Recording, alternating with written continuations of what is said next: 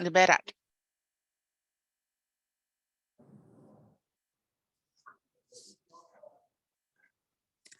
Bom dia a todos, sejam todos muito bem-vindos. Meu nome é Guilherme Pereira, sou gerente de parcerias da Healthcare Alliance.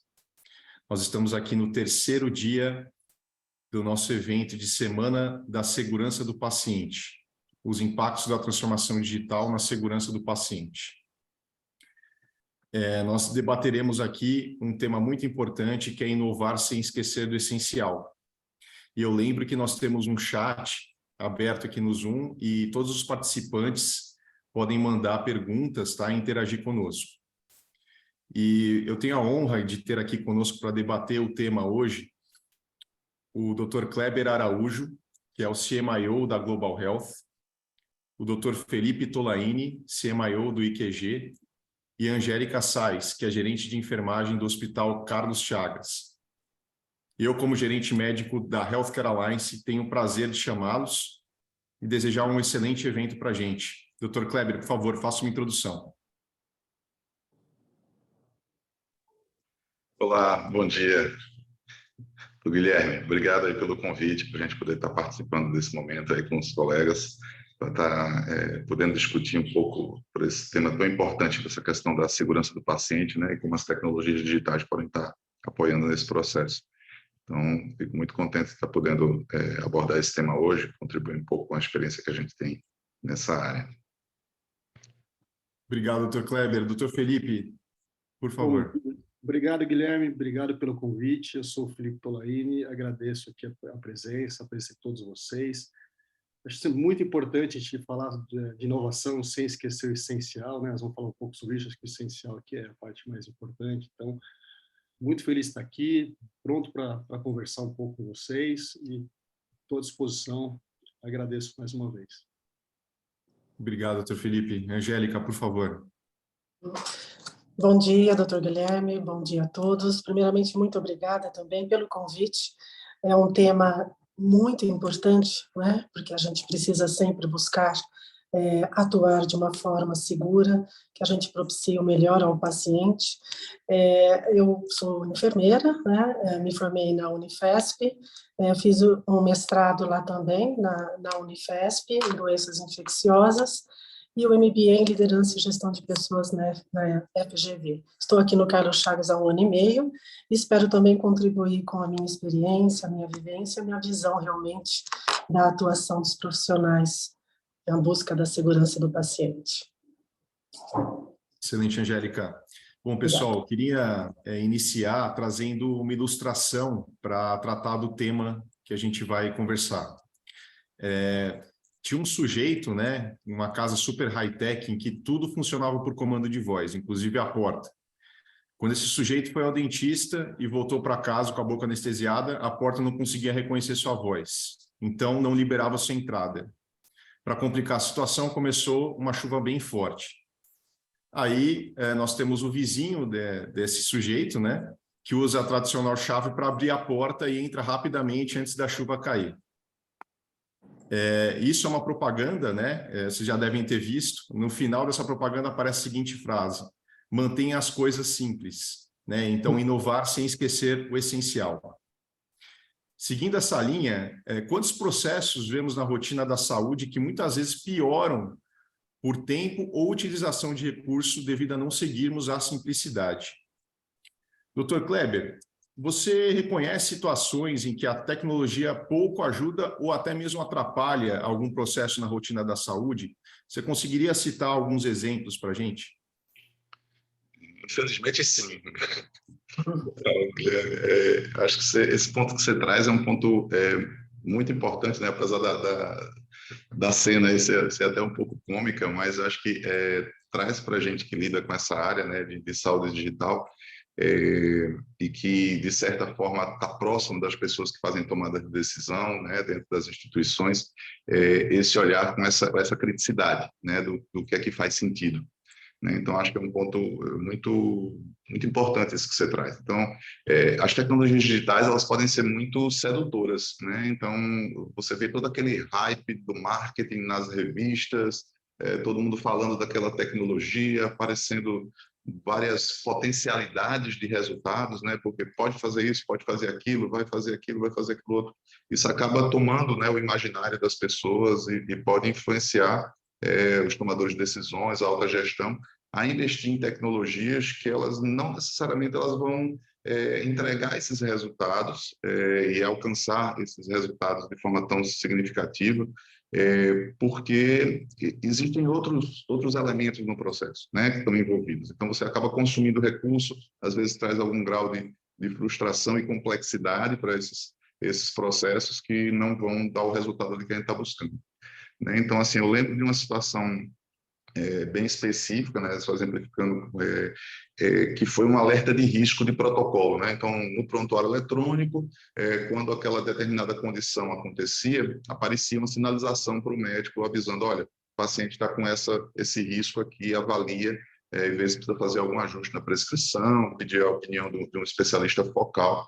E pronto, a ideia é muito interessante, tem toda a lógica, né? Foi inclusive os trabalhos na Coreia que inspiraram essa inclusão desse alerta. Tudo muito legal, muito bonito, faz todo sentido, todo mundo que colocou o alerta. Então, a gente, no decorrer do tempo, a gente depois começou a medir os desfechos que a gente queria, né? Aqueles desfechos mais duros ali, como é que foi que estava a função do paciente depois, como é que foi o desfecho. E quando a gente viu, a gente chegou à conclusão que não teve diferença antes do alerta e depois do alerta em relação a como o paciente estava saindo. Então, a intervenção que a gente estava fazendo não estava surtindo o efeito que a gente desejava, mas ela estava contribuindo com mais processo de trabalho, com a fadiga de alerta do profissional em estar vendo ali aqueles avisos. Então, isso fez com que a gente tentasse utilizar uma tecnologia para uma finalidade em que ela não se mostrou, né, eficaz em nos apoiar, em tornar mais seguro o atendimento ao paciente.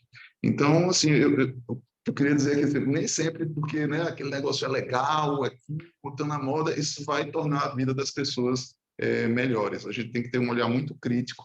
E, pegando esse gancho, eu queria deixar um recado, que é a importância do medir. Quando você está falando em tecnologia digital, né, quando foi incorporar, a gente, aqui no país, eu acho que, né, raras exceções aí das regiões, a gente não tem muita cultura do medir, do número, a gente vai muito de opinião, de ouvir fulano, de ouvir ciclano, como é que está. Então, não estou dizendo que a gente precisa fazer um estudo duplo cego, randomizado, multicêntrico, por cada coisa que a gente for tomar a decisão dentro do hospital, mas que a gente consiga traduzir, de certa forma, em números, o que a gente estiver tentando avaliar, a começar pelo problema, né? Então, assim, eu acho que isso aqui é um problema, alguém trouxe para você um problema, tenta medir, né? Tenta chegar num número para aquilo ali, traçar uma linha de base, ver como é que aquilo está, tenta fazer um benchmark, assim, comparar, né? Recentemente a gente até teve uma situação com a CCIH, que a gente achou que estava mal em um aspecto, a gente foi comparar com a literatura, foi comparar com outros serviços, não, é normal, tá todo mundo assim.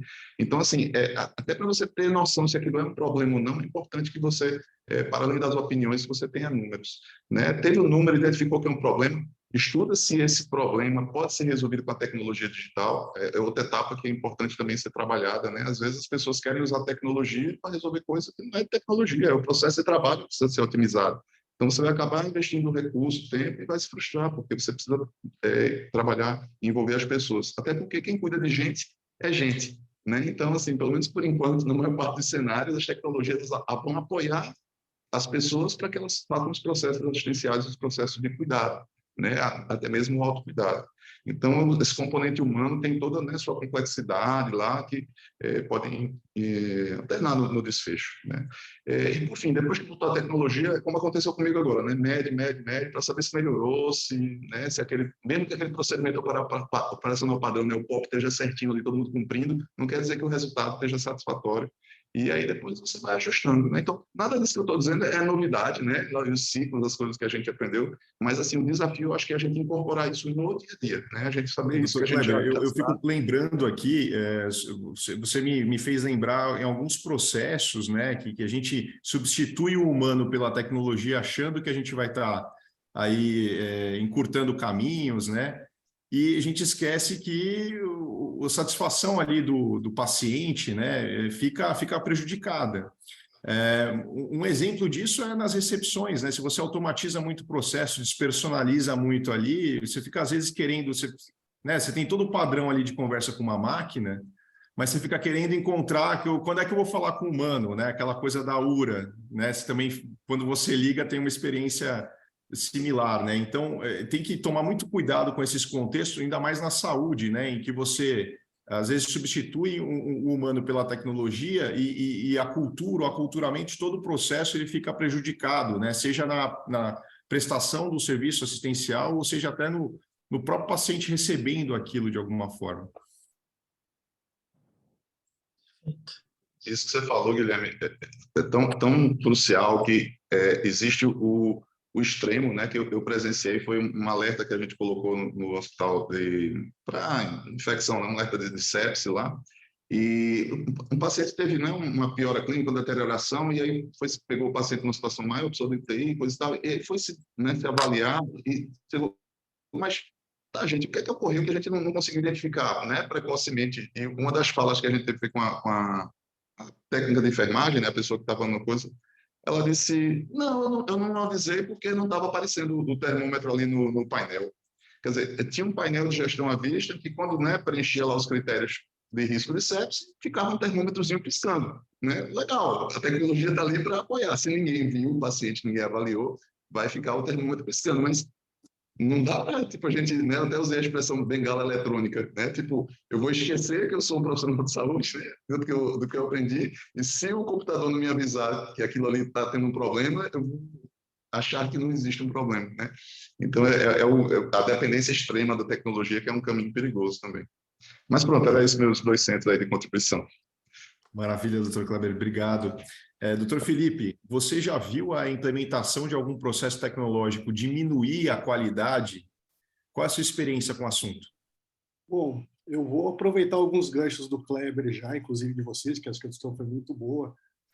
E esse exemplo que o Kleber trouxe por final, de que as pessoas aí demasiadamente confiam nas tecnologias, né? Então, realmente, isso não dá. A tecnologia está lá para ajudar, mas ela não é a parte principal. Então, acho que, voltando aqui rapidamente, a tecnologia ela está na medicina há muito tempo e é uma realidade, está para nos ajudar e faz parte da evolução do processo, né? Acho que a gente não pode demasiadamente jogar tudo no colo da tecnologia, como o Kleber citou no exemplo, as pessoas que esperando um alerta, não, o paciente é o centro de tudo, o paciente é o essencial, é o mais importante, a gente precisa continuar olhando para o paciente, e os alertas eles têm que participar como auxiliares no processo. Falando em processos que, vamos dizer, que diminuem a qualidade, ou assim, uma coisa muito importante é a implantação de sistemas, né? Então, aproveitando a fala também anterior, então o pessoal gasta milhões em aquisição de sistema, escolhe sistemas aí, e muitas vezes não prepara a infra básica para que possa ser desenvolvido o sistema. Eu vou dar alguns exemplos. Você monta todo um sistema, instala o principal sistema aí que tem hoje no mercado, alguns que têm, e deixa uma estação numa enfermaria com 2 computadores só. Então, naquela hora da prescrição, fica todo mundo disputando aqueles 2 computadores, que às vezes são computadores que não estão nem adequados em termos de CPU, né, para aquele sistema, para que ele seja o mais rápido possível.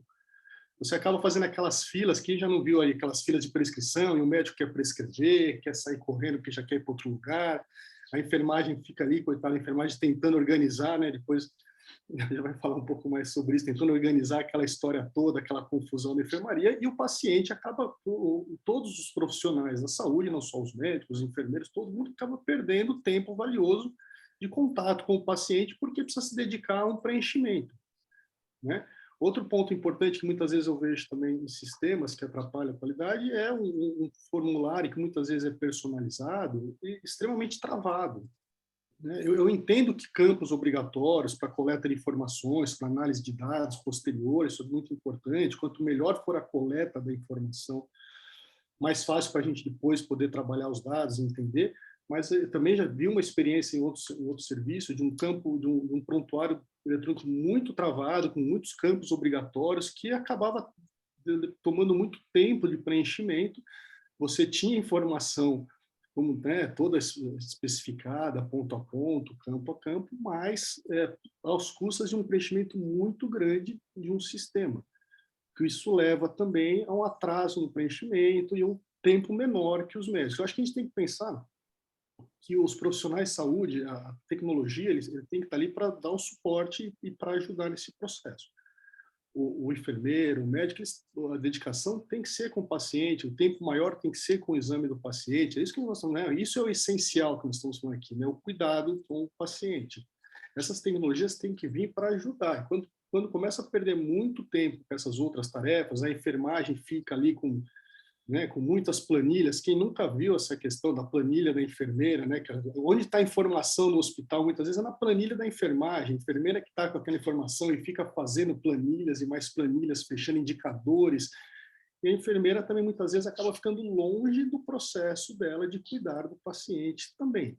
Tá? Então, acho que a questão da implantação do sistema, gastar, acho que faz parte, mas esses são os pontos que eu vi, além de sistemas também muitas vezes escolhidos, sistemas implantados, que não conversam com sistemas existentes no hospital. Então, a gente tem uma questão de interoperabilidade muito importante, né, que o pessoal muitas vezes não vê, compra o sistema aí sem ter o conhecimento, entendendo que não é uma promessa que aquilo vai conversar, os sistemas não se conversam, então, às vezes, muitas tarefas que deveriam ter sido mitigadas com o novo sistema, elas continuam lá, continuam com a planilha da enfermagem, com a planilha do setor ali, porque o sistema do laboratório não conversa com o novo sistema do hospital, que não conversa com o sistema X, e vem a segunda parte, que é o gasto, que não é pequeno, todo mundo sabe que hoje um processo de interop é um processo difícil, é um processo caro, muita gente está fazendo, e tem que partir para uma interop, porque não tem outra função. Você colocou um sistema que eles não se conversam, também já vi isso acontecer diversas vezes, e você acaba não tirando toda aquela função administrativa, toda aquela tarefa da tecnologia não mitigou, e as enfermeiras continuam fazendo planilha, os médicos continuam perdendo tempo no sistema, e o processo continua seguindo. Então, acho que a gente tem os alertas, tem muito sistema que não tem os alertas, como o Kleber falou, tem sistemas que têm alerta, tem sistemas que não têm os alertas de medicação, então ele permite prescrições aí que não são adequadas, ele não valida interações medicamentosas, lógico que isso vai sendo reduzido, mas eu já vi muito hospital entrar com um sistema que ainda sem esses breaks, né, sem essas travas. Outra questão é que muitas travas são customizadas pelos próprios pessoal, né? As informações são inseridas por humanos, então tem que tomar muito cuidado com essa inserção de informações para que o banco fique correto, para quando o sistema for fazer os cheques, eles sejam ok, porque senão, se você alimentar uma informação errada, o sistema vai verificar errado e ponto final. Isso vai acabar acontecendo o erro. Então, eu acho que, em linhas gerais, implantação de processo tecnológico de diminuir a qualidade, sim. E sem contar, quando o médico tem mais, vou trazer o médico de novo aqui, falei um pouco na enfermagem, falar do médico, quando o médico tem mais de um sistema, por exemplo, no consultório, muitas vezes você vê médicos com mais de um sistema para preencher.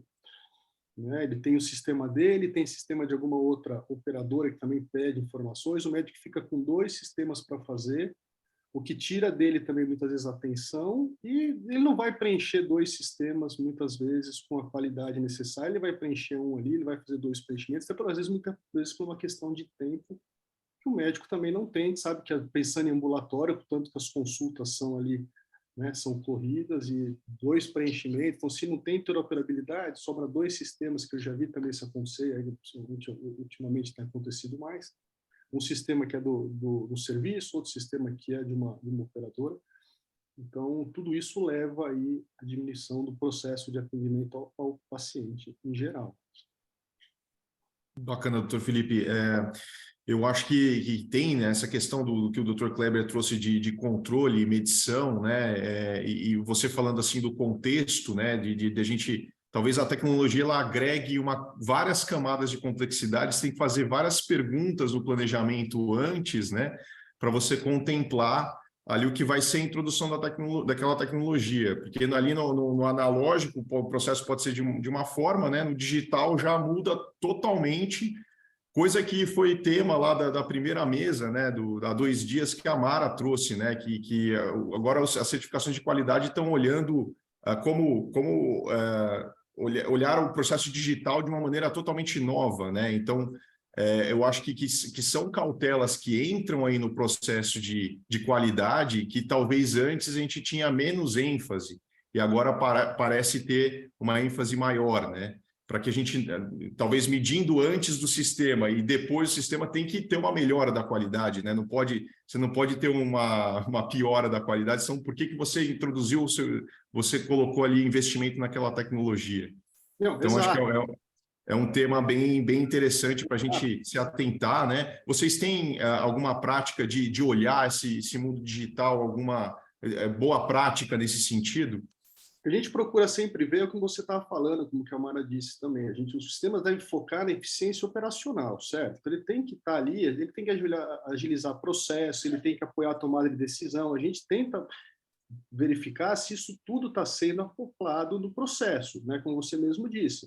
Se houve uma melhora com a implantação do sistema, se não houve, se tem alguém medindo o sistema, quais são as medições desse sistema, como o Kleber falou, quantos, por exemplo, é uma coisa importante entender se os alertas estão saindo, quantos alertas estão acontecendo, se eles estão acontecendo com uma certa frequência, se é assim, em cima de uma certa condição, né? Isso tudo também, o sistema traz essas informações, as pessoas podem verificar. Para a gente entender se realmente a implantação desse sistema, dessas tecnologias que o hospital está colocando, está melhorando a qualidade e se os indicadores melhoraram com esse processo, entendeu? Perfeito, doutor Felipe, eu agradeço. Angélica, o que você pode dizer sobre a tecnologia e as barreiras de segurança do paciente? Você acha que a implementação da tecnologia é garantia de processos eficientes e seguros? Bom, eu vou até trazer uma informação bem abordada também no primeiro dia, que para a tecnologia digital nós precisamos ter 3 pilares, né? A tecnologia, processos e pessoas. Nós não podemos pensar de uma maneira fragmentada, né? A tecnologia é fundamental, né? Quando se fala do cuidado ao paciente. E podemos dar vários exemplos, como foi citado, sistema de gestão, prontuário eletrônico, equipamentos, materiais, medicamentos, exames. Nós não conseguimos mais cuidar do paciente sem a devida tecnologia. Claro que existem locais sem esses recursos, mas onde ele é possível, ele tem que ser muito bem utilizado. Porém, somente a tecnologia, sem o uso correto, né, desses recursos, e quando eu falo de uso correto, focando tanto no diagnóstico, tratamento, prognóstico e segurança do paciente. E quando se fala do uso correto, eu estou falando de pessoas, estou falando de profissionais que precisam ser muito bem preparados e capacitados. E falando até da tecnologia, nós temos o uso dos simuladores, que trouxeram um ganho enorme no treinamento, na capacitação, atendimento de uma parada cardiorrespiratória, fazendo num simulador, e aí a equipe, quando vai atuar, está mais segura, e a segurança do paciente está também muito bem trabalhada. Então, nós precisamos juntar, né, a tecnologia com os profissionais para que essa junção fortaleça as barreiras de segurança. Porém, alguns cuidados também precisam ser tomados quando se fala dos alertas. Eu até tinha trazido também aqui um exemplo que é clássico, é básico, que é o alerta dos monitores cardíacos, que muitas vezes é muito banalizado nas UTIs, né? Ou começa a incomodar as pessoas e eles abaixam, tiram o alarme. Então, assim, se ele não está adequado para aquele paciente, ele precisa ser ajustado, mas não retirado. Então, nós precisamos fazer com que os profissionais se conscientizem de que a tecnologia está, sim, para somar ao conhecimento, a somar à ação direta com o paciente. Então, como eu vejo, nós precisamos sempre conscientizar os profissionais, né? Com bons processos, com realmente uma prática bem adotada, um protocolo bem implantado e revisado e atualizado, um POP também revisado, fazendo com que os profissionais participem. Muitas vezes as decisões são top-down, né? Quando se decide um sistema, quando se decide pela compra de um equipamento, enfim, eu acho que somente com muita parceria, união, colaboração, é que nós vamos realmente garantir a tecnologia para evitar dano ao paciente, porque esse é o nosso principal propósito. Por que nós estamos nas instituições? Para cuidar bem dos pacientes.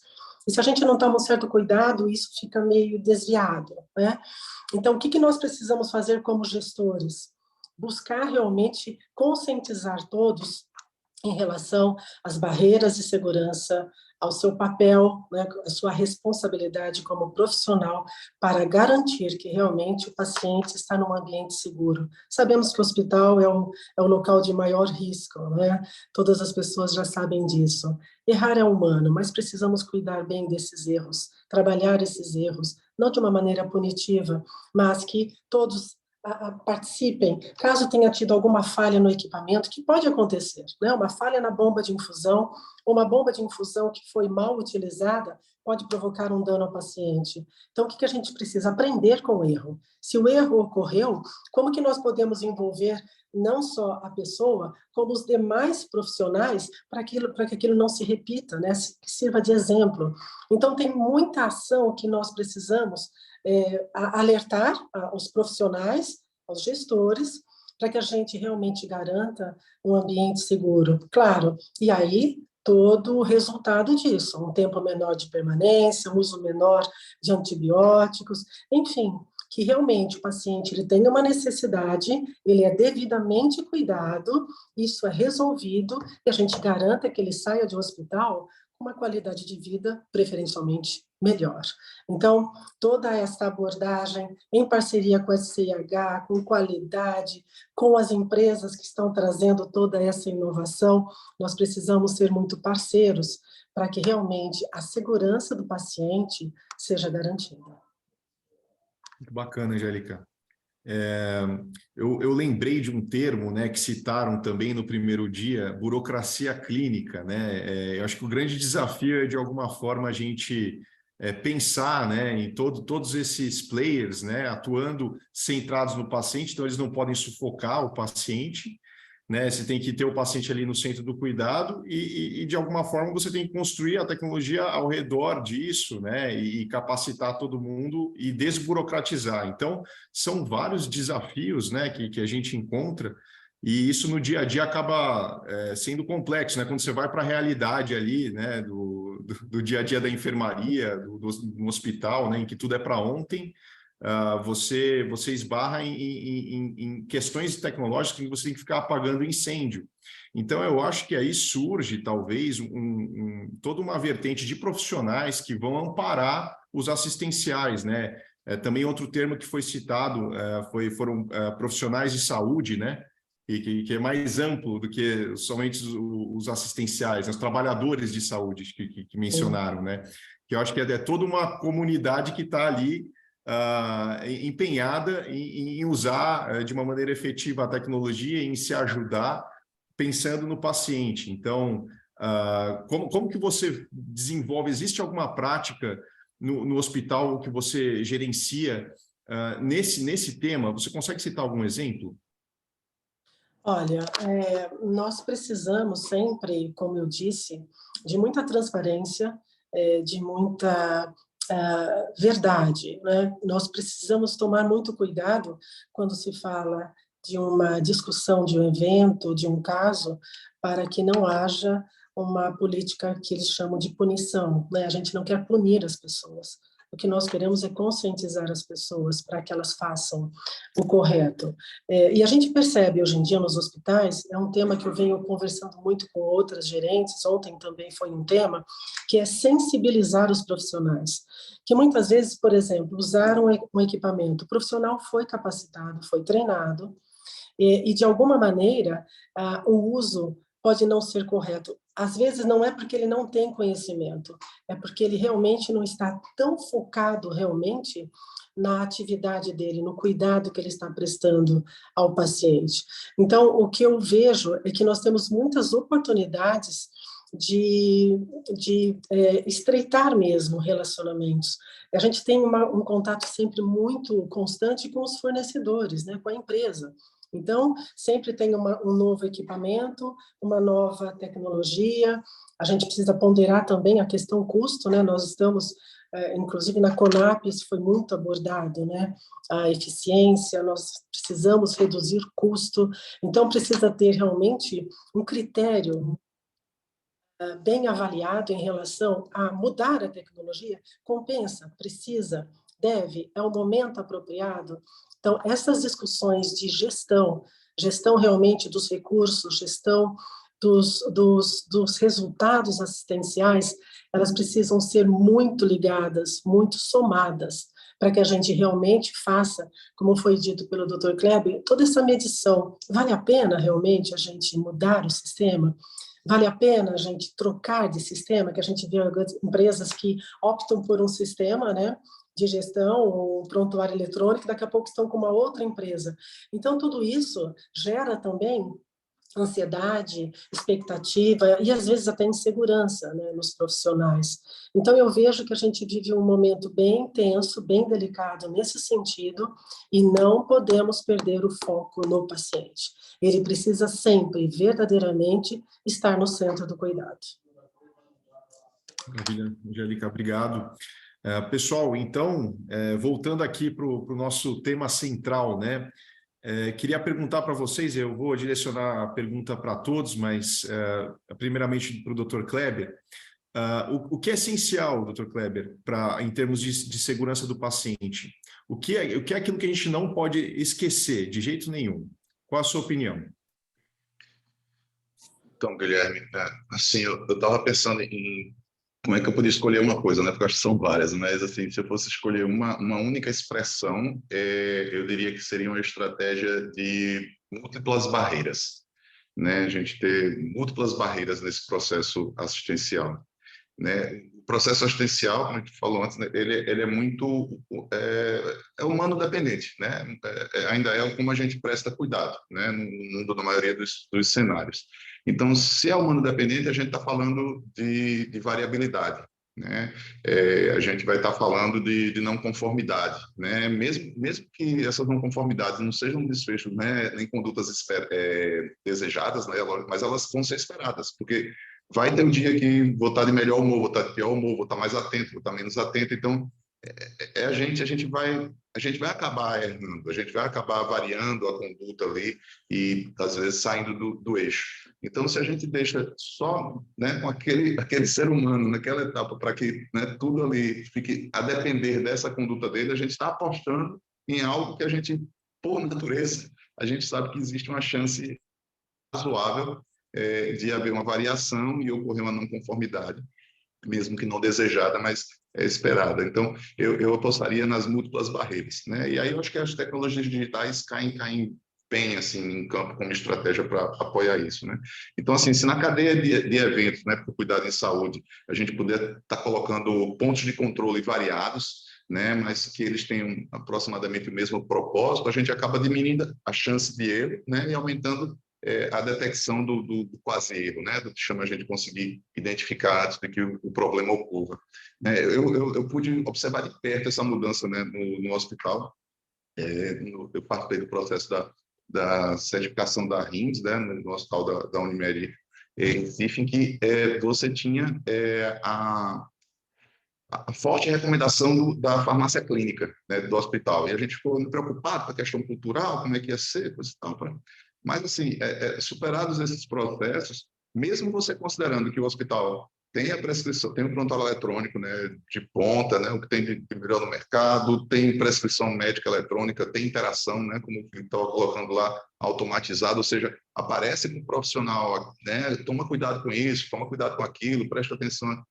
Mesmo com isso tudo, passa alguma coisa ali no médico, e aí o farmacêutico que revisa, né, todas as prescrições, todos os itens, ele está lá revisando, ele fala, opa, isso aqui não está legal, vou confirmar com o médico, então a gente entra em contato, é isso mesmo que o senhor quer, passou batido, né, esqueceu, então assim, isso, é um ponto de controle, né, eu tinha ali o aviso, o alerta, coisa e tal, para aquele ser humano, mas se eu deixasse mais nada na cadeia e fosse cair a medicação na veia do paciente, poderia acontecer um problema. Então, eu pus um outro ponto de controle ali, e aí também o farmacêutico apoiado, né, com as tecnologias digitais, ele consegue ali também fazer esse trabalho de análise pormenorizada e contribuir. Então, a gente viu nitidamente o gráfico, né, que foi colocado lá na época, mostrando da mudança do erro, né, na cadeia medicamentosa, da notícia medicamentosa, para o quase erro, né, eles conseguiram identificar situações em que eles conseguiram intervir de forma mais precoce. Então, isso é muito legal.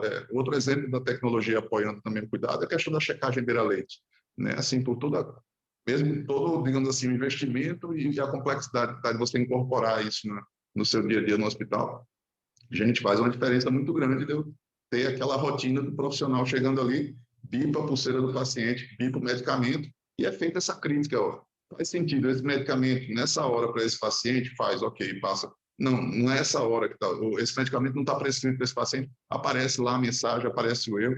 Pô, se eu estou cansado, briguei com minha mulher, chateado com a sogra, não sei o quê, estou lá de madrugada pescando, o troço apita ali, me mostra um negócio vermelho. Cara, me ajuda, né? Assim, eu posso pegar a gaveta errada, trocar, mais uma vez, a gente, né, é humano, esperar um comportamento perfeito 100% é uma expectativa irreal, né? Então, isso a gente consegue, né, evitar a administração indevida de medicação, de hemoderivado, são tecnologias que acrescentam aí no cuidado para a segurança do paciente, né? Então, assim, mesmo que alguém cometa uma falha no processo, outra pessoa, né, no decorrer da cadeia de eventos, ela vai poder ajudar a identificar, corrigir, né, e a gente atuar realmente como, né, como um time, né, como uma equipe que está cuidando daquela pessoa antes que o fato ocorra.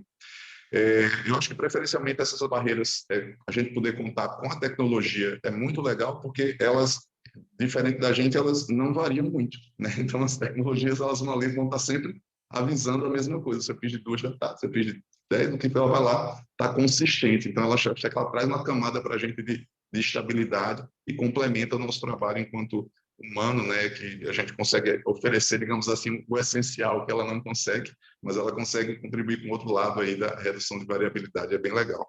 E aí, assim, junto com isso, só rapidinho, eu acho que a importância do treinar, então eu queria não deixar de estressar isso, porque você pode ter um super sistema, ter feito, né, uma implantação bem legal, mas assim, se você não estiver treinando as pessoas, né, do identificar o paciente, né, administrar a rotina, não funciona. Existe, inclusive, nos trabalhos mostrando uma correlação direta, especificamente pensando em prontuário eletrônico, entre treinamento do profissional e nível de satisfação com o prontuário. Ou seja, a gente está falando do mesmo software, né? O mesmo prontuário, na mesma instituição, tá ali você está usando, vai ter aqueles profissionais que estão mais satisfeitos e menos satisfeitos. Os que mais treinaram, mais tiveram horas de treinamento, ou seja, mais se mostrou a ele como utilizar os benefícios, o que é que ele traz para ele, o índice de satisfação do profissional com o uso do prontuário aumenta. Então, assim, treinar para mim também é algo essencial nesse cuidado. Mas tá bom, senão me longo aí, que eu gosto do assunto. Não, tá perfeito, doutor Kleber. Eu fico imaginando até como isso é importante em termos do que a gente tem de ensino, né, nas faculdades, né, dos profissionais de saúde. Passa a ser um pré-requisito a gente ter aí uma competência em utilizar os prontuários eletrônicos, uma vez que a gente vai sair para o mercado de trabalho e vai acabar usando isso, né? Seja no ambulatório, no seu próprio consultório, claro, nos hospitais. Então, acho que existe aí uma provocação, né, que a gente faz. Pô, será que não deveria estar já na grade de ensino das instituições, né, nas faculdades de enfermagem, medicina, fisioterapia, nutrição e assim por diante? Fica uma dúvida aí para a gente levar adiante, né? E doutor Felipe, o que é essencial em termos de segurança do paciente? O que nós não podemos esquecer de maneira nenhuma? Bom, vamos lá. Aqui também são vários aspectos, tá? Mas eu vou começar primeiro não esquecer do nosso paciente no centro do cuidado, tá? Então, acho que é o mais super importante que, assim, todo o processo de desenvolvimento seja uma coprodução entre o paciente no centro do cuidado e a gente acabar construindo um sistema em torno desta situação, entendeu? Então, assim, o sistema de saúde, por definição, é um sistema adaptativo complexo, não é um sistema simples, né? Então, a gente precisa considerar todas essas variáveis, como o Kleber falou, ao desenhar soluções tecnológicas para o nosso setor, para a nossa área. Então, acho que o essencial, logicamente, é o foco centrado no paciente. Temos quesitos básicos, temos requisitos legais que são importantes para a segurança do paciente, regulatórios de segurança do paciente também devem ser cumpridos, tá? É importante que a abordagem padronizada, repetida das ações, né, prestação de serviço, a gente atenda um nível básico de maturidade do sistema, de um serviço, para que isso torne o paciente mais seguro, esse que está no centro do cuidado, certo? Então, assim, metas internacionais, né, de segurança, são níveis básicos ali para a gente começar a falar de todo esse controle de segurança. E a gente fala muito isso com relação, quando a gente faz uma avaliação externa, né, a gente fala de adota uma abordagem para avaliar esse tema, poucos modelos vão incorporar toda essa complexidade. A gente procura, quando a gente vai avaliar o serviço, abordar toda essa complexidade do sistema, né? Tudo que é relevante para o sistema de saúde. Então, os agentes, que a gente entende que eles são diversos, que eles são dinâmicos, a integração relacional, tá, entre as partes, então como as partes estão se integrando, certo? A imprevisibilidade, como o Kleber colocou, ele já falou, ela faz parte do processo, nós estamos lidando com os seres humanos, né? E a dependência toda do contexto. Então, eu acho assim, quando for criar, quando for construir, é uma coprodução, né? Centrado, cuidado no paciente, né? E todo o sistema em volta dele. Né? Como eu já falei aqui, só para fechar, acho que requisitos legais, os regulatórios têm que estar atendidos, né? Isso a gente sempre tem que estar lembrando aqui, o pessoal aqui da nossa área, a gente está sempre verificando toda essa questão também, e olhando o sistema sempre como um sistema complexo, tá? Adaptativo. Perfeito, doutor Felipe. Pensando no cuidado centrado no paciente, você traria o paciente para debater o que seria barreiras de segurança para o próprio paciente? Você já viu essa prática em algum lugar? Eu acho que cada vez mais os pacientes estão participando, tá, das discussões. Tem vários hospitais, vários serviços que já estão adotando grupos de pacientes, então isso faz parte, tá? A gente tem buscado cada vez mais falar com os pacientes também, para que eles tragam as experiências deles, porque muitas vezes, e aí o pessoal que está na área sabe, o paciente foi um dos primeiros a apontar uma situação, certo? Ele está ali, ele também, o paciente hoje é um paciente, sabe o que está acontecendo, o paciente, né? E ele muitas vezes ele é o primeiro a apontar uma situação de que a posição não está adequada, ou o paciente, ou o acompanhante dele. Então, as pessoas precisam prestar atenção neles também. Cada vez trazer o paciente para essa discussão faz parte. Muitos hospitais têm adotado essa prática também, eu acho que ela é extremamente positiva. O paciente fazendo grupos de pacientes, a gente tem associações de pacientes aqui, entender com eles, assim, ouvi-los. Eles são o centro do cuidado, nós precisamos ouvi-los, faz parte do processo e, na verdade, além de fazer parte, é a parte principal do processo nosso aqui, que é o cuidado nele, tá bom? Bacana, doutor Felipe, porque o que a gente vê normalmente, né, talvez um segmento do hospital, que é ali um segmento de projeto, qualidade, ou segurança do paciente, que fica muitas vezes isolado, tratando do assunto, né, e chamar esses grupos de pacientes pode ser uma prática inovadora, né? Aí, então, talvez isso seja uma inovação sem esquecer do essencial muito importante aqui para o nosso assunto, né? Eu acho que seria uma prática até recomendável já, tá? Acho que todos os hospitais aí terem aí um contato com seus pacientes, um grupo, se possível, estruturado com relação aos pacientes. Lógico, os hospitais, eles têm, os hospitais, as clínicas, os médicos, os enfermeiros, eles vão ter sempre a pesquisa de qualidade, as solicitações, tá? Isso é sempre importante estar olhando o que o paciente pontuou, o que não pontuou, mas além disso, tem um grupo, né, focado, a gente tem aí buscado cada vez mais, até nos nossos projetos aqui internos aqui do IQG, tá, nos nossos projetos também, para ter participação de grupos de pacientes, para que discute os pacientes também de forma estruturada, de forma adequada, para que eles tragam os insights, para que eles tragam as informações para nós, a gente possa construir cada vez melhor esse sistema que é sobre ele. Sobre muito bacana, porque você, de alguma forma, você tem o paciente como sendo um leigo, né? Mas que tudo está direcionado a ele e ele tem as suas impressões e percepções. Então, você estaria trazendo um leigo para dar a impressão dele sob o ponto de vista que depois tem que ser digerido tecnicamente, né? Então, eu acho que esse agregar aí, esse cuidado maior, cria algumas barreiras de segurança a mais que são essenciais no processo, né? Provavelmente é esse o resultado que você vem tendo aí estimulando esse tipo de prática, né? Sem dúvida, é o que você falou. Muitas vezes, tá, Guilherme, e aqui o pessoal de saúde a gente sabe, o primeiro a apontar uma situação é o próprio paciente. A gente tem que até sempre escutá-lo, porque muitas vezes ele percebe que um medicamento não veio da forma adequada, ele percebe que algum monitor está apontando algo, né, e as pessoas têm que prestar atenção nele. Lógico, esse é um exemplo do que está acontecendo no momento, o que está acontecendo no atendimento. a gente não pode esquecer que a gente está falando aqui de algo mais complexo, que é criar um conjunto para que depois uma associação, mas pelo menos algum grupo de pacientes ali ligados aos hospitais, para que possam pontuar e trazer melhorias para o serviço como um todo, não somente na hora que está sendo atendido, né? Perfeito, doutor Felipe. E, Angélica, o que é essencial em termos de segurança do paciente? O que você não esqueceria de jeito nenhum? Qual a sua recomendação? Bom, talvez eu seja um pouco repetitiva, porque tudo que foi dito até agora é realmente essencial, principalmente o paciente ser envolvido, né?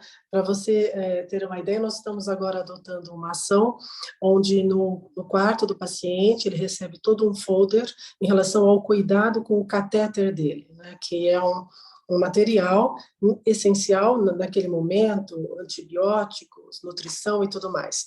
E aí ele recebe a informação de como deve ser feito o cuidado com o catéter dele. Ele sabendo disso, ele vai poder sinalizar para o profissional, falar assim, olha, você não higienizou as mãos para cuidar do meu catéter, por favor, higienize as mãos.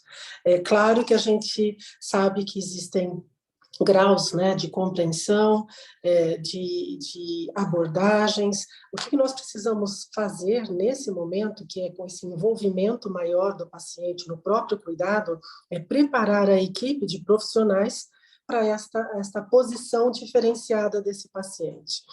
Eu já vivi também a experiência que isso não foi tão bem trabalhado e houve uma reação por parte dos profissionais. Como assim? Agora é o paciente que está exigindo como devo trabalhar?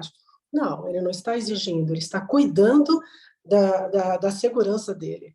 Então, nós precisamos lidar com maturidade, né, dos profissionais, criar realmente uma cultura de segurança nos hospitais, nas instituições, né? Porque antes tinha todo um domínio, um monopólio da informação, e hoje a gente recebe, sim, familiares, pacientes muito bem informados, alguns um pouco exagerados no famoso Dr. Google, mas eles sabem realmente do diagnóstico, do tratamento, eles sabem realmente de um medicamento, como foi citado agora pelo Felipe. Não, mas o meu medicamento era para ser às 10 horas, e não veio ainda. Então, esta postura, esse envolvimento do paciente está trazendo um ganho enorme numa exigência maior de uma postura muito mais profissional e ética por parte dos profissionais. Então, a gente está abordando muito esse sentido, né? Papéis e responsabilidades. Qual é o papel do profissional? É sua responsabilidade fazer o que é certo no momento certo. Mas, para isso acontecer, nós precisamos também ter pessoas certas, né, para desempenhar algumas atividades. Então, o que eu acho que é essencial é realmente criar essa cultura de segurança, notificar os eventos, aprender com os eventos, adotar ações preventivas, porque simplesmente só notificar não vai trazer um ganho. Então, você registrar uma informação, você registrar um dado no sistema que ele não é utilizado, como já foi comentado, é desperdício de tempo, né, dos profissionais, que poderiam estar fazendo uma outra atividade que vai agregar um valor muito maior à segurança ou à experiência desse paciente. Então, nós precisamos acompanhar muito de perto todos esses processos, todas essas ações e atividades. E eu concordo, grupo de pacientes é um caminho também sem volta. Porém, como eu disse, a instituição precisa estar realmente preparada para isso, né? E conduzir esses grupos numa discussão bem proveitosa, né? Não se tornar só um muro de lamentações. Não, você tem que ter um script, você tem que ter um roteiro, para que eles enxerguem realmente o quanto eles vão contribuir com a instituição que busca, sim, evoluir, inovar, trazer realmente um cuidado com uma segurança maior e uma experiência muito positiva para o paciente. E o paciente, ele valoriza muito isso, né? O quanto realmente a gente discute um evento, o disclosure famoso, né, que é realmente admitir que houve uma falha, ela pode ocorrer, mas ocorrendo essa falha, quais foram as ações adotadas com esse paciente e as ações adotadas para que isto não aconteça com os demais.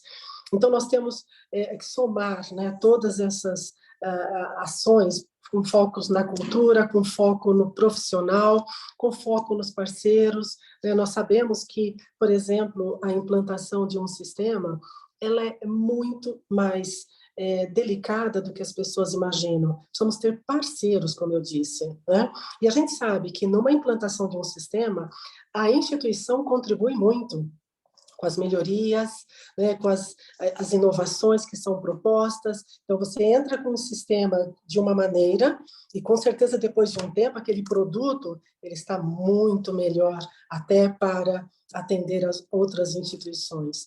Então, existe muito o que é fundamental a ser trabalhado quando se fala realmente de pessoas. Tudo está relacionado a pessoas, né? No desenvolvimento de uma tecnologia, no uso da tecnologia e buscando realmente inovação com foco na segurança do paciente. Angélica, você falando dos pacientes, eu pensei na autonomia do paciente, né? Ali para realmente ele tem cada vez mais voz, né? E isso traz um aspecto extremamente positivo na barreira de segurança, mas eu fiquei pensando no contrário também, sabe?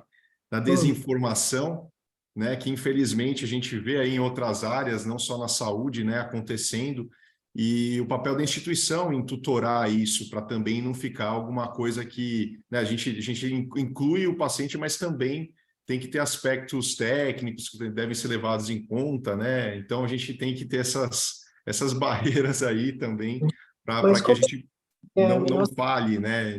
Trazendo algo que pode gerar desinformação, uma autonomia descabida por parte do paciente que vai comprometer ali a terapêutica dele, né? Não, sem dúvida. Nós temos um papel fundamental de sermos educadores.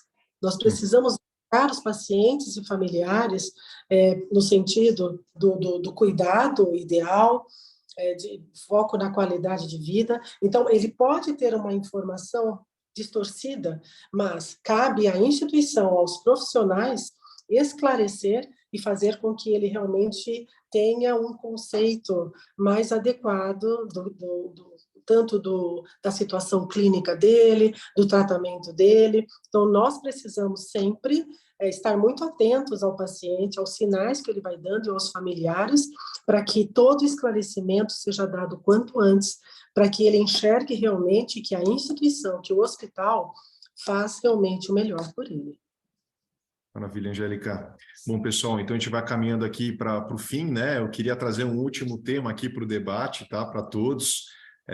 Pensando aí que o homem constrói a máquina, né? E isso levou à nossa revolução industrial, a gente vem acompanhando a máquina construindo a máquina, né? Que seria a nossa revolução tecnológica. Então a gente fala muito, né, de inteligência artificial, algoritmos. E aí, nessa temática, vocês acham que em termos de barreira de segurança do paciente, o robô desenvolvido, será que ele pode falhar? Nesse caso, de quem seria a responsabilidade em termos dessa falha, né? De quem produziu o robô em si vai ter alguma responsabilidade em processos de saúde? Quais são os pontos de atenção que nós deveríamos ter em relação à construção de inovação? Doutor Kleber, o que você acha desse assunto? Essa é complicada.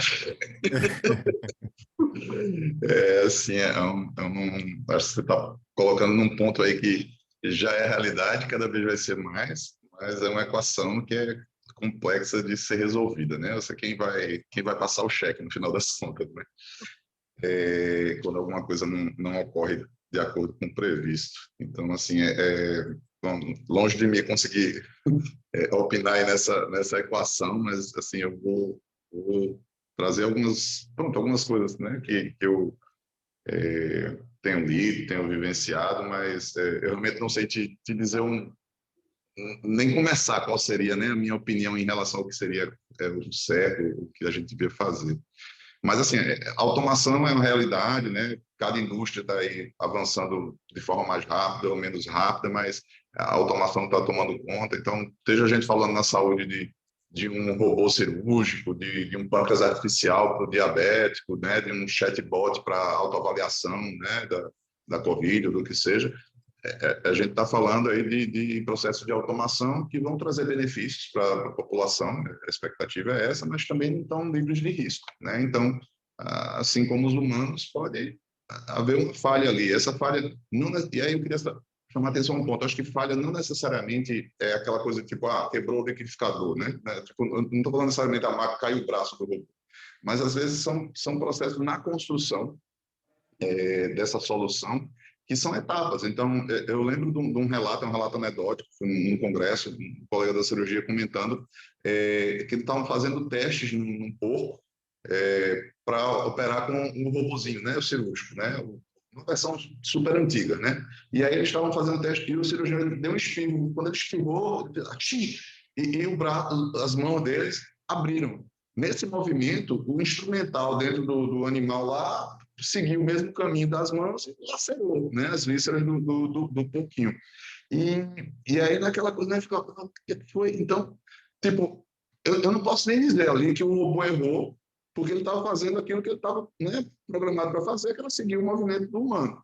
Mas hoje em dia, se você for usar os robôs, né, agora, né, o Davi, os robôs que estão disponíveis, eles já têm, né, mecanismos e funcionalidades que, em caso de movimentos bruscos, ele não vai replicar isso dentro do abdômen ou dentro, né, da cavidade do ser humano. Então, tipo, o que é falha? Será que o robô naquela edição, naquele formato lá, ele estava falhando porque ele estava permitindo, né, cortar? Então, a gente vai incorporando essas coisas dentro da saúde e a gente tem que também entender quando é que está pronto de sair do laboratório para ir para a vida real, né? Então, eu acho muito complexa essa temática, eu fico assim, né, sem saber o que dizer exatamente, mas respondendo objetivamente, eu acho que pode falhar sim, né? Pode haver erro, como, né, qualquer máquina pode ter. Eu acho que a maior parte das vezes vai estar envolvido em quem está usando, optou por usar a máquina, né? Então, se eu optei por usar o robô, se eu optei por usar o sistema de apoio à decisão, para mim está muito perto. Se eu li um livro e tomei uma decisão baseada no livro que está escrito ali, no que é que eu vou com o meu paciente, ou o meu sistema de apoio à decisão está aqui dizendo que eu faça isso, aquilo, outro, a decisão para mim é do profissional e o que ele vai optar por fazer, mesmo que a máquina esteja ali apitando algo diferente. No entanto, a gente está migrando para esse processo de automação para algumas coisas em que eles funcionam de forma autônoma, não feito carro, né? Então, algumas coisas a gente está falando de autocuidado, o paciente que vai lá, usa um symptom checker e ele toma a decisão de vou para urgência ou não vou para urgência, faço isso ou faço aquilo. Então, a gente está chegando num nível em que a gente está tirando, em algumas situações, o humano da equação no momento da tomada de decisão, né? O humano participa da construção, mas não na tomada de decisão. E aí fica difícil a gente dizer, e aí é de quem, né? Foi o problema do paciente que tomou a decisão de usar aquilo ali, o problema é de quem disponibilizou aquele, né, a empresa que disponibilizou aquele sistema de decisão, o problema é do desenvolvedor, foi da fonte de consulta, foi do especialista que deu a entrada primeiro ali na base de, né, de inteligência artificial, né, para fazer aquele tipo de decisão. É um emaranhado de gente envolvida no processo, né? Assim, qual é o CPF, qual é o CNPJ que vai estar na vez aí para responder.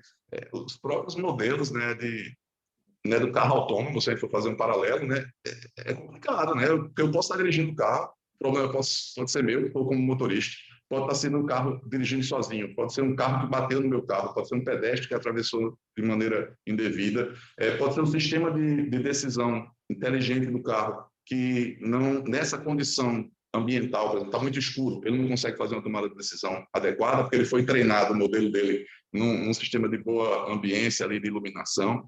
Então, a quantidade de variedades, de opções variáveis é enorme. Né? Tem um modelo europeu, um modelo americano, que eles tentam, de alguma forma, tentar amadurecer nesse sentido. Né? O europeu classificando, por exemplo, a inteligência artificial em níveis de risco, né? Inteligência artificial de alto risco, de baixo risco, e aí tentando atrelar junto a elas essa questão, né, do liability, aí, né, dos tipos de cobertura que você estaria, de usar, tomar a decisão de usar esse sistema de inteligência artificial de alto risco, como na saúde, né, acontece. O americano mais focando na questão do processo de construção desses sistemas, desses robôs. Então, cara, infelizmente, não sei o que te responder, mas eu estou Doutor Kleber, está excelente. Era mais uma provocação mesmo para a gente tatear o que é um tema futuro, né? O que vai vir. Então, fique tranquilo, está excelente. Obrigado pela contribuição. Doutor Felipe, o que você acha desse tema? Vamos lá, uma pergunta para fechar aqui, né, Kleber, para a gente encerrar, mas a provocação muito interessante e pertinente, porque realmente é o assunto que vai permear aí o nosso futuro. Em primeiro lugar, Guilherme, acho que tudo pode falhar, então vamos ter essa premissa aí de que tudo pode falhar. Máquinas e tecnologias falham, né? Isso faz parte do processo, ainda mais se não houver um planejamento e adequação do seu uso, para promover uma geração de valor, né? Que esse é o conceito de inovação propriamente dito, que nós estamos falando aqui. Então, sem isso, né, são apenas ferramentas e pode até causar o dano, que acho que esse é o ponto que a gente está chegando aqui, quando há o dano. Né? Então, assim, quem vai responder pelo dano? Acho que, lógico, a gente não vai buscar culpados, a gente vai entender o processo, sempre se o processo precisa ser ajustado. Né? A Angélica falou um pouco sobre isso e eu concordo plenamente. Mas a partir do momento que ocorre um dano, nós vamos ter que entender se o dano foi do equipamento, se o dano foi de quem operou o equipamento, e aí as responsabilidades vão ser atribuídas de acordo com estas investigações. Né? Então, você vê, a gente tem muitos relatos, se você pegar os Estados Unidos, que sempre os números são, né, os americanos, as estatísticas são mais fáceis, são melhores lá, são mais confiáveis lá fora. A gente tem muitos relatos, principalmente com bombas de infusão defeituosas, esse é um dos problemas sérios. Então, você tem desde defeitos de software das bombas, né, a questões de interface com o utilizador e falhas mecânicas ou elétricas. Então, isso pode eventualmente evoluir e chegar a um dano. Isso vai ser apurado, então é um ponto de atenção. E também, como citou aí o Kleber, os robôs, as cirurgias robóticas, que muitas vezes elas também são atribuídas aí a danos, né, que pode ser desde o próprio aparelho, alguma situação com o próprio aparelho, até com o próprio manuseio. A gente sabe aí que a cirurgia robótica ela tem ali uma curva de aprendizado muito maior do que as outras cirurgias, né? Em todas as cirurgias, que as cirurgias abertas, né? Por exemplo, eu sou cirurgião de joelho de formação, cirurgia artroscópica, já tem uma curva maior do que a cirurgia aberta de aprendizado, e a cirurgia robótica maior ainda de aprendizado. Então, eventualmente, dentro desse processo, temos que falar em treinamento muito forte e saber que isso pode acontecer. Então, acho que a gente tem que mapear processos, modelar, integrar, deve desenvolver métodos para revisar processos o tempo inteiro, identificando e resolvendo problemas, né, de qualidade à medida que eles surgem.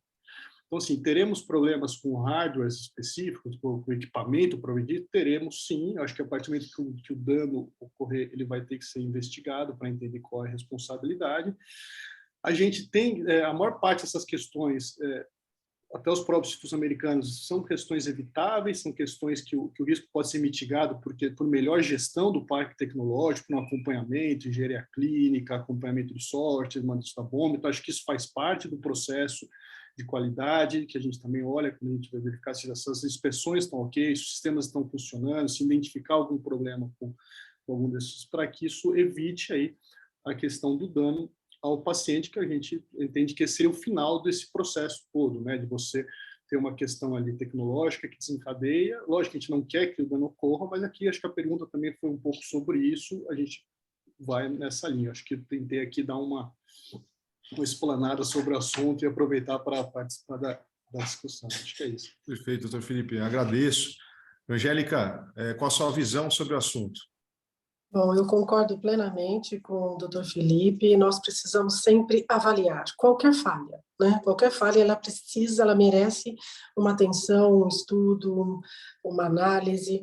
E dependendo, claro, de toda essa análise do que levou a esta falha, aprender com esse erro, né? A gente precisa fazer muito isso. Às vezes você faz uma análise de um evento adverso grave, e você resolve ali, você analisa, e aí o que você faz com essa informação? Ela precisa ser, de alguma maneira, trabalhada, bem trabalhada, com ações preventivas. Quando se fala de tecnologia, eu também concordo, precisa ver se foi uma falha realmente no equipamento, que ela pode ocorrer, um robô também pode falhar, ou foi uma falha humana, que muitas vezes, dependendo da cirurgia, é o cirurgião. Agora, espirrando não vai provocar tanto dano ao paciente, mas mesmo assim, ele pode, sim, provocar uma falha, né, ou um dano ali no procedimento cirúrgico. Então, eu acho que, de maneira geral, a responsabilidade é de todos, né? Todos precisam ser envolvidos, e pode ser uma falha mínima, uma falha maior, mas há uma necessidade, sim, de um aprendizado com as falhas. Eu acho que é dessa maneira que a gente vai conseguir trazer uma segurança maior nos procedimentos e no uso dos equipamentos de uma tecnologia tão diferenciada. Precisamos aprender para inovar com segurança. Perfeito, Angélica. Bom, pessoal, queria agradecer demais aí a presença de vocês e passar para as considerações finais, um a um. Por favor, Dr. Kleber. Bom, doutor Guilherme, eu queria mais uma vez aí agradecer a oportunidade, a gente ter, né, a oportunidade de ouvir os colegas aí, de estar discutindo esse assunto. Acho que isso é de fundamental importância e nem sempre a gente consegue uma agenda, um tempo para poder priorizar essas dinâmicas, e é bem interessante esse espaço que você criou. Então, parabéns aí pela iniciativa, parabéns para a Healthcare Alliance. Obrigado, Dr. Kleber. Dr. Felipe, por favor. Bom, eu gostaria de agradecer também a participação, agradecer aí a todos, Angélica e Kleber, pela nossa troca, pelo nosso debate. Acho que é, como o Kleber falou, parar um pouco, às vezes uma hora e pouco, né, de vez em quando, para a gente trazer essas questões aqui é super importante. Então, a iniciativa aí está de parabéns, Guilherme, pelo fórum.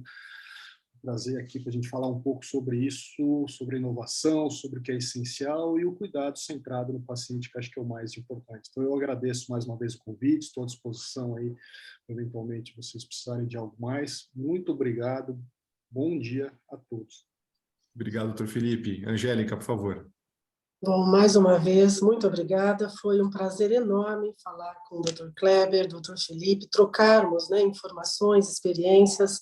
É sempre uma oportunidade, né, de um aprendizado, e o quanto nós devemos, de alguma maneira, disseminar, né, como a gente vê as situações, a nossa forma realmente de atuar, e dessa forma nós vamos, de alguma maneira, melhorar a saúde, né, que é o nosso propósito também, não somente na instituição que a gente atua, mas que, de alguma maneira, esse conhecimento, esse ponto de vista, um ponto de reflexão, provoque realmente mudanças, né, nas atitudes, nos comportamentos, e que a gente realmente busque cada vez mais cuidar com segurança dos nossos pacientes. Muito obrigada, doutor Guilherme. Vocês estão de parabéns, esses temas são fundamentais e contem sempre comigo se houver necessidade. Muito obrigada.